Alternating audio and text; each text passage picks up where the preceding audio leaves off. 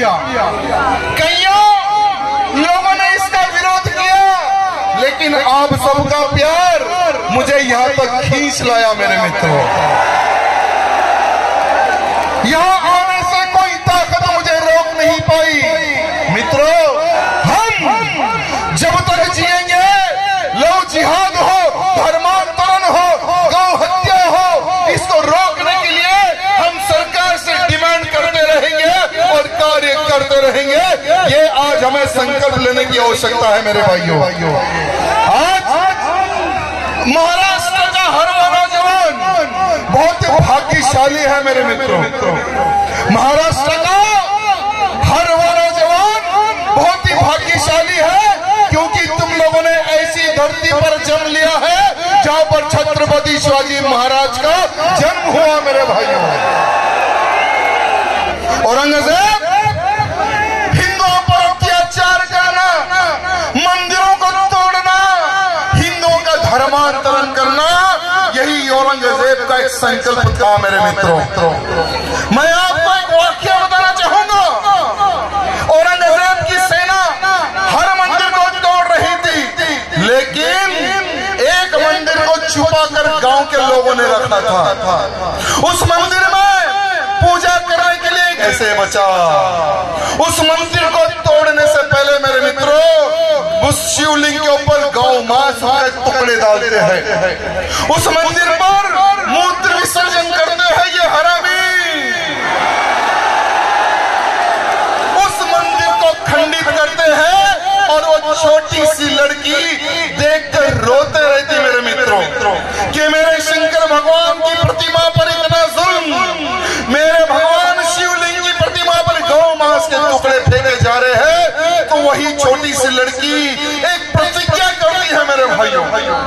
वो छोटी सी लड़की एक प्रतिज्ञा करती है और प्रतिज्ञा ये होती है कि हे भगवान, आज नहीं तो कल मेरा विवाह होगा और मेरी कोख से जो बेटा पैदा होगा वो औरंगजेब की सेना से युद्ध करेगा। वो है हमारी जीजा माता मेरे मित्रों। हमारे जीजा माता ने एक ऐसे वीर योद्धा को जन्म दिया मेरे मित्रों। आज हम देखते हैं यहाँ पर बहुत सारे भाई बंधु मित्र हैं। आज हम हमारे बच्चों को क्या सिखाते हैं, क्या सोचते हैं कि मेरा बच्चा बड़ा होकर इंजीनियर बने, डॉक्टर बने, क्रिकेट खेले। हम हमारे बच्चों को खेलने के लिए क्रिकेट और बॉल दे देते हैं, लेकिन जीजा माता ने छत्रपति शिवाजी महाराज को पूरे हमारे ग्रंथों का ज्ञान सिखाया। लेकिन 12 साल की आयु, छोटी सी आयु, छत्रपति शिवाजी महाराज जब एक गांव से जाते हैं तो वहां पर एक कसाई गौ माता को खींच कर ले जाता है, गौ माता को काटने के लिए मेरे मित्रों। सभी गांव वाले देखते हैं, सभी गांव वाले रोते हैं कि कोई तो हमारी गैया मैया को बचाए। वही समय पर छत्रपति शिवाजी महाराज उस कसाई के सामने आ जाते हैं मेरे मित्रों। उस कसाई से पूछते हैं, उस लड़ने से शिवाजी महाराज पूछते हैं कि कहां पर हमारी गैया मैया को तो ले जा रहा है। तो शिवाजी महाराज को वो लांडा कसाई बोलता है कि ये हमारा खाने का आहार है, हम इसको काटेंगे और हम इसको खाएंगे। छत्रपति शिवाजी महाराज क्रोधित होकर तलवार निकालकर कसाई का गला काट कर 12 साल की उम्र में गौ रक्षणा की है मेरे मित्रों। वो थे हमारे छत्रपति शिवाजी महाराज। मेरे मित्रों, ये भाव गिफ्ट करूंगा क्योंकि हमने देखा है बहुत सारे राजाओं के आजू बाजुओं में उनकी दासियां रहती है, लेकिन हमने कभी नहीं देखा हमारे शिवा के आजू बाजू कोई दासी को। अगर मैं इसको छत्रपति शिवाजी महाराज की दासी बनाऊंगा तो शिवा बहुत खुश होंगे। ये सोच रखकर आपा जी लूटा हुआ खजाना और भाव को छत्रपति शिवाजी महाराज के सामने पेश करते हैं मेरे मित्रों। शिवाजी महाराज के पास पेश करने के बाद में शिवाजी महाराज क्रोधित होते हैं। शिवाजी महाराज कहते हैं कि आपा जी, जो इन हरामी मुगलों ने हम हिंदू राजाओं को मारकर, सैनिकों को मारकर उनकी माँ बहनों के साथ इज्जत लूटते थे, उन जैसा अगर हम करेंगे तो उनमें और हम में क्या अंतर रहेगा। ऐसा होगा कि छत्रपति शिवाजी महाराज ने सिर्फ महाराष्ट्र नहीं, सारे हिंदू समाज को बचाया मेरे भाइयों।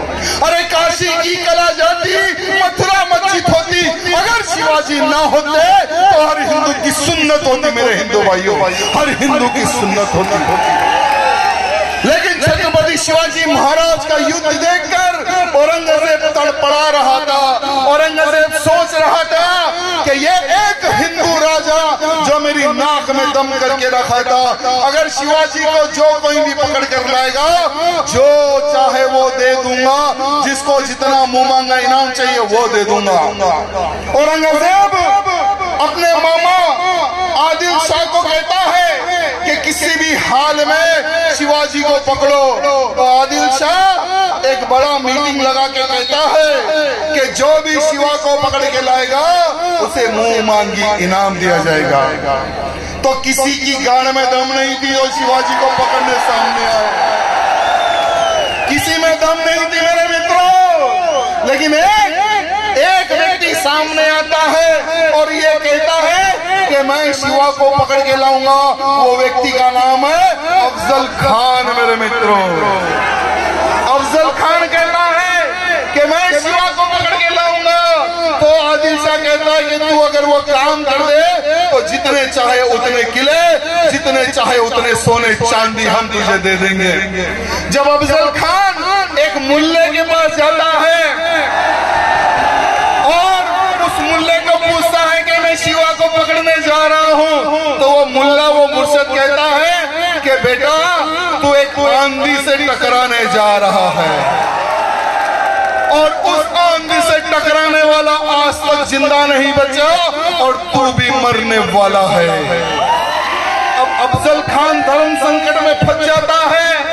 अगर छत्रपति शिवाजी महाराज को पकड़ने ना जाऊं तो आदिल शाह मार देगा, अगर पकड़ने जाऊं तो शिवा मारेगा नहीं मारेगा पता नहीं, तो अब तो जाना ही जाना है।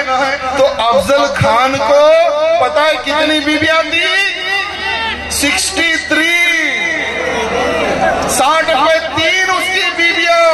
तो अफजल खान ने सोचा कि अगर मैं मर जाऊं तो ये मेरी बीवियां पता नहीं कहां जाएगी।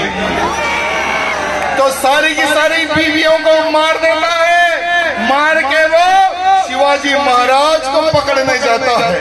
लेकिन दुर्भाग्य देखिए, उसको पता था कि छत्रपति शिवाजी महाराज कहां पर क्रोधित होते हैं।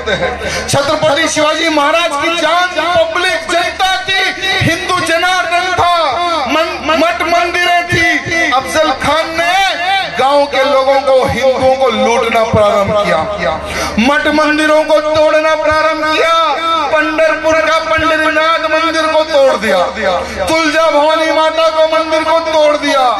छत्रपति शिवाजी महाराज की माँ जीजा माता को जब पता चली कि अफजल खान हिंदुओं पर जुल्म कर रहा है, अफजल खान मठ मंदिरों को तोड़ रहा है, शिवा उस अफजल खान को सबक सिखाना है, तो छत्रपति शिवाजी महाराज एक ऐसी प्लानिंग करते हैं, एक ऐसी रचना करते हैं मेरे भाइयों। अफजल खान को योजना बनाकर, उससे मिलने का बहाना बनाकर अफजल खान का सीना चीर कर हमारे शिवा ने भगवा लहराया था मेरे भाइयों। जो भी अफजल खान का फॉलोअर बनेगा, सोच लो तुम्हें कहां जाना पड़ेगा। मेरे मित्रों, आज प्रधानमंत्री नरेंद्र मोदी जी ने एक बहुत बढ़िया काम किया था मेरे मित्रों। 2016 में उरी में जब आतंकवादी हमारी सेना पर बम मारते हैं तो 18 सैनिक हमारे वीर जवान शहीद हो जाते हैं मेरे भाइयों। तो मोदी जी ने क्या किया? पाकिस्तान में घुसकर उन लांडों पर बम बमबारी करके,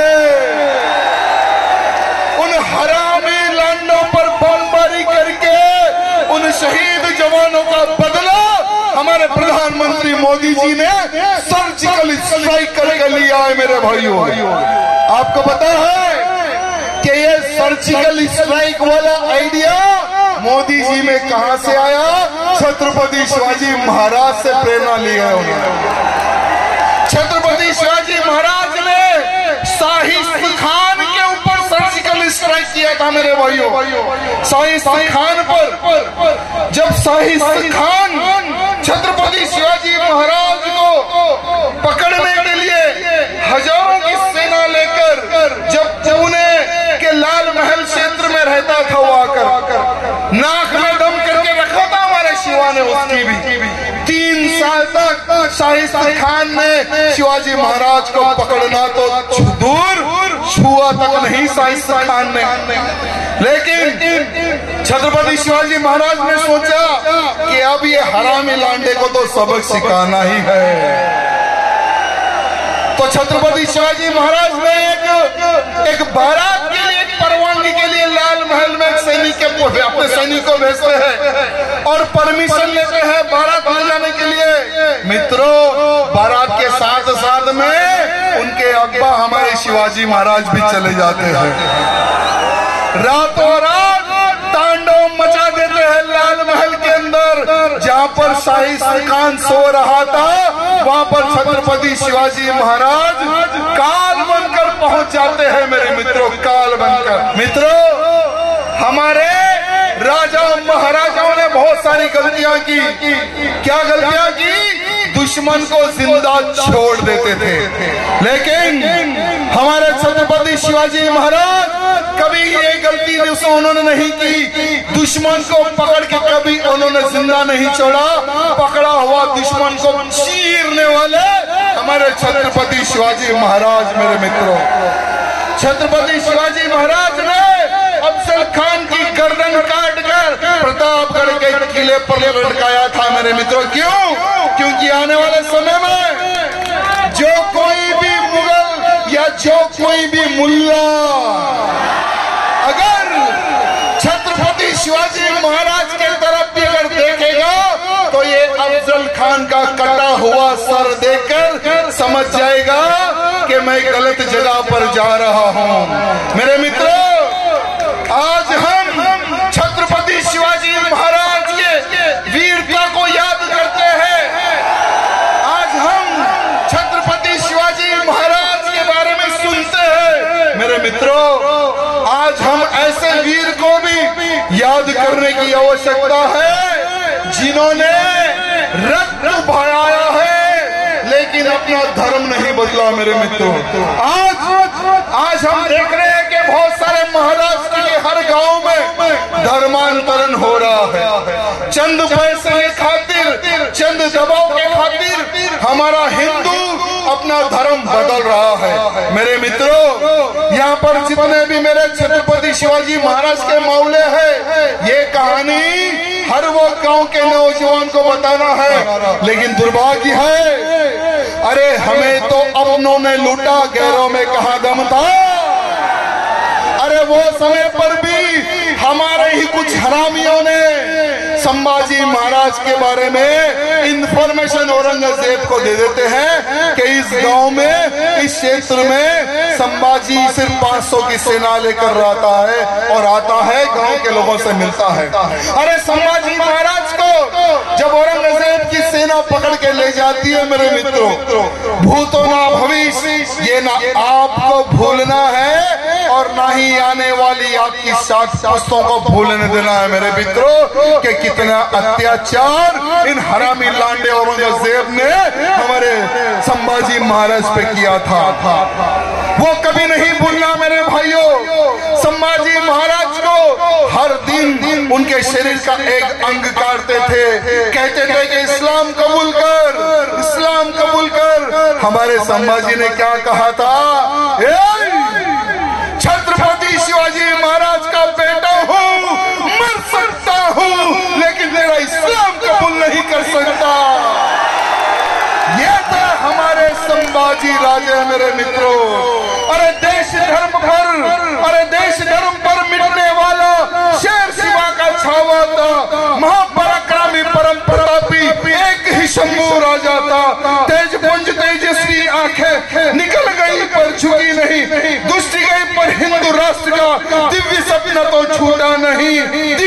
सपना तो छूटा नहीं। दोनों पैर कटे शंभू के, अरे दोनों पैर कटे शंभू के, ध्यान मार से हटा नहीं। हाथ कटे तो क्या हुआ, सत्कर्म कभी छूटा नहीं। जीभ काटी खून बहाया, धर्म का सौदा किया नहीं। शिवाजी का ही बेटा था वो, अरे शिवाजी का ही बेटा था वो।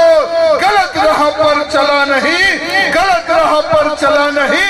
घर से हिंदू कहने में कभी किसी के बाप से डरा नहीं, कभी किसी के बाप से डरा नहीं। अरे वर्ष 300 बीत गए, वर्ष 300 बीत गए। अब शंभू के बलिदान को अरे कौन जीता कौन हारा, अरे पूछ लो संसार को, अरे पूछ लो संसार को। कोटि कोटि घंटों में तेरा, अरे कोटि कोटि घंटों में तेरा आज जय जयकार है। अमर शंभू तू अमर हो गया, तेरी जय जयकार है, तेरी जय जयकार है।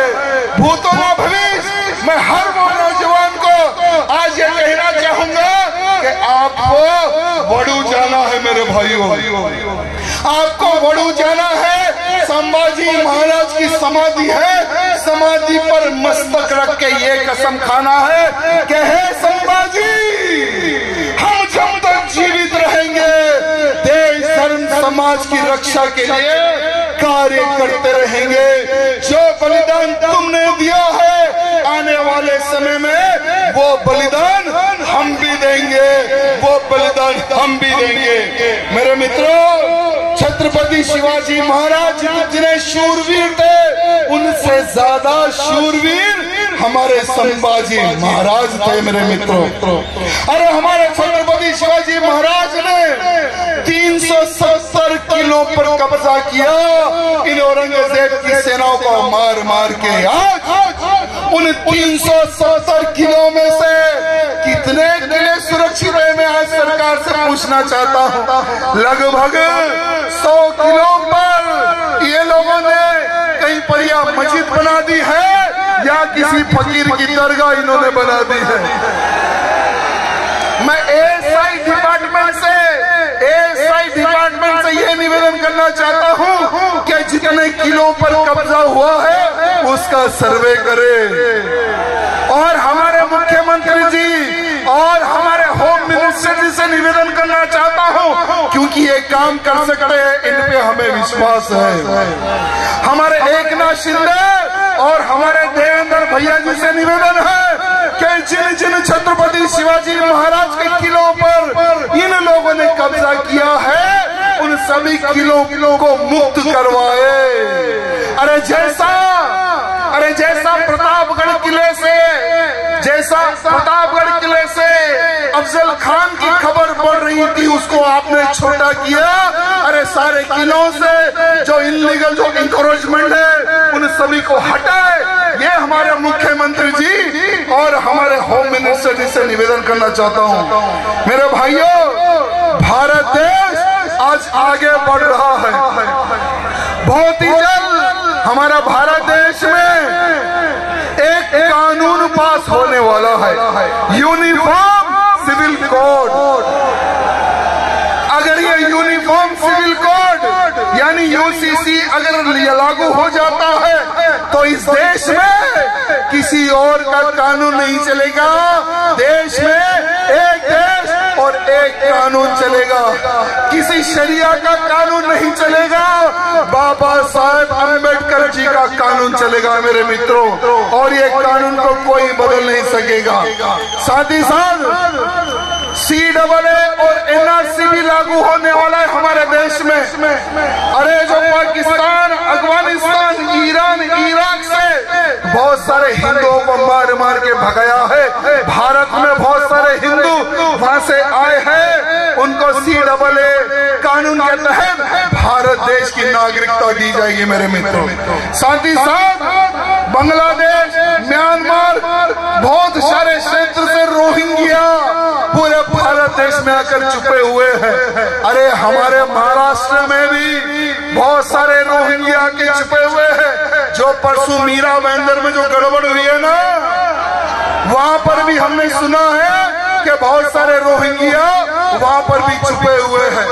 मैं हमारे महाराष्ट्र के मुख्यमंत्री जी एवं हमारे होम मिनिस्टर जी से निवेदन करना चाहूंगा कि जहां जहां पर ये लोग छुपे हुए हैं, हमारे अमित शाह जी ने एक बहुत अच्छी बात कही है कि हम एक को भी नहीं छोड़ेंगे, एक को भी हम नहीं छोड़ेंगे।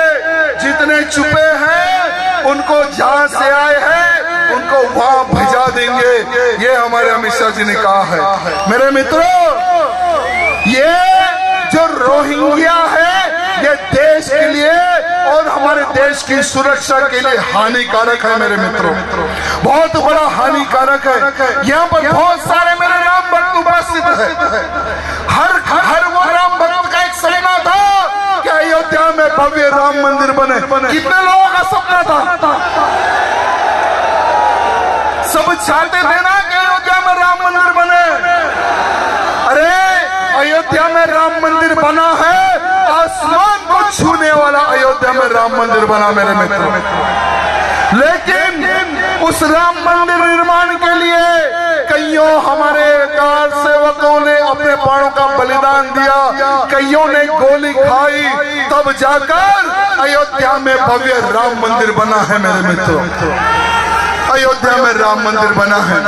लेकिन कुछ ही दिन पहले पार्लियामेंट में जो ओवैसी है हमारा बड़ा साले भाई,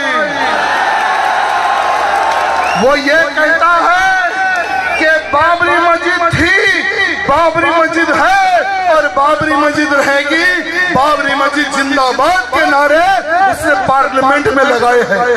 तो मैं उस बकरे को ये कहना चाहूंगा, अरे तुझे बैरिस्टेड किसने बनाया? अरे तू तो बहुत बड़ा गधा है, बहुत बड़ा अनपढ़ इंसान है वो। अरे तू भारत के संविधान को नहीं मानता, भारत माँ की जय नहीं बोलता, अरे वंदे मातरम गीत नहीं गाता। अरे तेरे को तो भारत देश में रहने का अधिकार भी नहीं है। अरे भारत के किसी भी कोने में अगर कोई आतंकवादी मरता है तो ओवैसी ऐसे रोता है जैसे इसके बाप की कोई औलाद मरी है। अरे वो ऐसा तड़पता है कि जैसे उसका कोई रिश्तेदार मर गया है। अरे वो सुप्रीम कोर्ट के कानून को भी नहीं मानता। अरे ओवैसी सुन बेटा, अरे बाबरी मस्जिद से इतना घबरा गया है। अरे अभी तो काशी बाकी है, अभी तो मथुरा बाकी है, अरे अभी तो 40,000 हिंदू मंदिर बाकी है जो औरंगजेब ने तोड़कर पता नहीं वहां पर क्या क्या बनाया है। अभी तो 40,000 हमारे मंदिर बाकी है। अरे तू कहता है ना हमारी आने वाली पीढ़ी को बाबरी मस्जिद के बारे में बताएंगे। अरे तू कहता है ना कि आने वाली पीढ़ी को हम बाबरी मस्जिद की शहादत बताएंगे, तो सुन बेटा, हम हमारी आने वाली पीढ़ी को कार सेवा सिखाते रहेंगे। हम हमारी आने वाली पीढ़ी को कार सेवा सिखाते रहेंगे। 40,000 मंदिरों को किस तरह से हासिल करना है हमारी आने वाली पीढ़ी को हम ये सिखाते रहेंगे। अरे हमारे उत्तर प्रदेश के मुख्यमंत्री जी बुलडोजर मैन, उन्होंने एक बहुत अच्छी बात कही है। अरे आने वाले समय में जिस दिन भी मथुरा में कार सेवा होगी तो उन कार सेवाओं के ऊपर गोली नहीं फूल बरसाया जाएगा, गोली नहीं फूल बरसाया जाएगा। ये हमारे योगी आदित्यनाथ जी ने कहा है। अरे काशी के लिए हम हिंदू तांडव मचाने तैयार है, मथुरा के लिए हम बांसुरी बजाने के लिए तैयार है। अगर जरूरत पड़ी तो महाभारत जैसा युद्ध भी करने के लिए तैयार है। मैं आज यहाँ पर जितने भी भाई बंधु उपस्थित हैं उनको बस यही कहना चाहूंगा कि आने वाले समय में हर वो इंसान को देश धर्म समाज तैयार होने की आवश्यकता है मेरे मित्रों। अरे जब अयोध्या में बाबरी मस्जिद टूटी थी तो किसी नेता में दम नहीं था मेरे भाइयों। अरे जब बाबरी मस्जिद टूटी, जब किसी नेता में दम नहीं था कि हमने तोड़ा है कहने के लिए। सभी नेताओं की फट रही थी, सभी नेताएं चुप रहे थे। अरे हमारे महाराष्ट्र राज्य का एक ऐसा नेता था, हमारे महाराष्ट्र राज्य का एक ऐसा नेता था जो डंके की चोट पर उन्होंने कहा था कि ये बाबरी मस्जिद को मेरी सेना ने गिराया है। अरे ये बाबरी मस्जिद को मेरी सेना ने गिराया है। अरे जब भी वो शेर दहाड़ता था तो अच्छे की पटलून गीली हो जाती थी मेरे मित्र। अरे अच्छे की पैंट गीली हो जाती थी। अरे वो शेर का नाम था बाला साहेब ठाकरे। अरे बाला साहेब ठाकरे एक ऐसे हिंदू हृदय सम्राट थे, चाहे वो कश्मीर का इशू हो, चाहे वो अमरनाथ का इशू हो, चाहे रोड पर नमाज पढ़ने का इशू हो, अयोध्या काशी मथुरा या घुसपैठियों का इशू हो, हर बार डंके की चोट पर बाला साहब जी खड़े होकर कहते थे कि अगर तुम लोग बंद नहीं करोगे तो हमें ठोकना भी आता है। अरे बाला साहब ठाकरे का एक जनी ने गलती से इंटरव्यू ले लिया। वो बैठे थे इंटरव्यू में तो वो मीडिया का दोस्त पूछ रहा था बाला साहब ठाकरे को, बाला साहब जी अगर आपको हम यानी जनता अगर प्रधानमंत्री बना दे तो आप पहला काम क्या करोगे? तो बाला साहब जी ने कहा कि पहला काम कश्मीर में जो सारे ये लांडे आतंकवादी घुसे हुए हैं पहले मैं उनको साफ करूंगा, पहले मैं उनको साफ करूंगा। साथ ही साथ बाला साहब ठाकरे जी ना कि वो पार्षद थे, ना कि वो आमदार, ना कि वो खासदार, ना कि वो मुख्यमंत्री, लेकिन सारे के सारे नेता बाला साहब जी के सामने क्यों झुकते थे पता है? क्योंकि बाला साहब ने ये भगवा झंडा उठाकर रखा था मेरे मित्रों। बाला साहब ने यह भगवा झंडा उठाकर रखा था, इसीलिए आज हिंदू हृदय सम्राट बाला साहब जी को कहा जाता है मेरे मित्रों। मेरे मित्रों आज यहाँ जितने भी जो नौजवान हैं अपनी फोन की लाइट खोलिए, सब लोग सबके फोन टॉर्च लाइट खुलनी चाहिए। जितने लोग हैं सभी के, हमारे गीता जैन दीदी भी यहाँ पर उपस्थित है। अरे वो हिंदू शेरनी थी जिन्होंने कहा कि कार्यक्रम लगाइए भैया, हम व्यवस्था करेंगे। और हमारा जो दोस्त है नरेश नीले जी, इन्होंने कहा कि भैया मैं जेल को जाने को तैयार हूं लेकिन आप कार्यक्रम कीजिए। तो हमारे नीलेश जो हमारा दोस्त है इसका धन्यवाद, और हमारी शेरनी गीता दीदी का धन्यवाद जिन्होंने मीरा भाईंदर के ये मेरे हिंदू कार्यकर्ताओं को मुझसे मिलाया है। मेरे मित्रों आज हमें एक सौगंध खानी है, तैयार हो, तैयार हो, अपना हाथ आगे रखिए। मैं जब तक जीवित रहूंगा मेरे देश की रक्षा करते रहूंगा।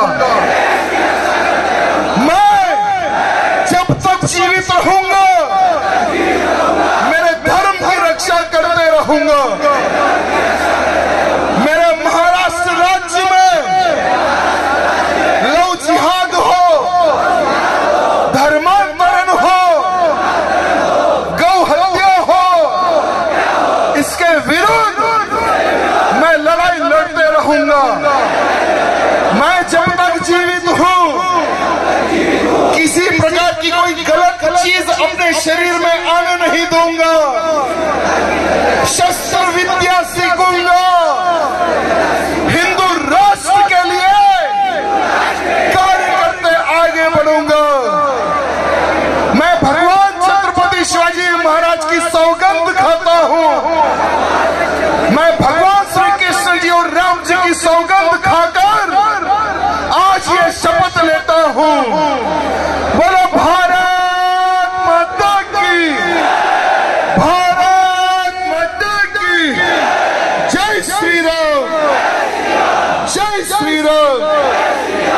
और एक निवेदन है, जितनी शांति पूर्वक से हमारा एक कार्यक्रम संपन्न हुआ है, उतनी ही शांति से कार्यकर्ता अपने अपने घर जाना है। किसी प्रकार की कोई गड़बड़ नहीं, किसी दुश्मन को हमें मौका देना नहीं है कि ये हमारे हिंदुत्व पर आंख उठा कर देखे और हमारे हिंदू पर उंगली उठाए। तो शांति से आप सबके आशीर्वाद से आज का कार्यक्रम सफल हुआ है। शांति से हर वो कार्यकर्ता यहाँ से जाना है। और एक वादा करना चाहूंगा मेरे कार्यकर्ताओं से, आज पहली बार मीरा भाईंदर रोड पर मैं आया हूँ। आने वाले समय में जब आप बुलाओगे तब मैं आपके बीच में खड़ा रहूंगा। यह वादा मैं आप सब हिंदुओं को कहना चाहूंगा। बहुत बहुत धन्यवाद।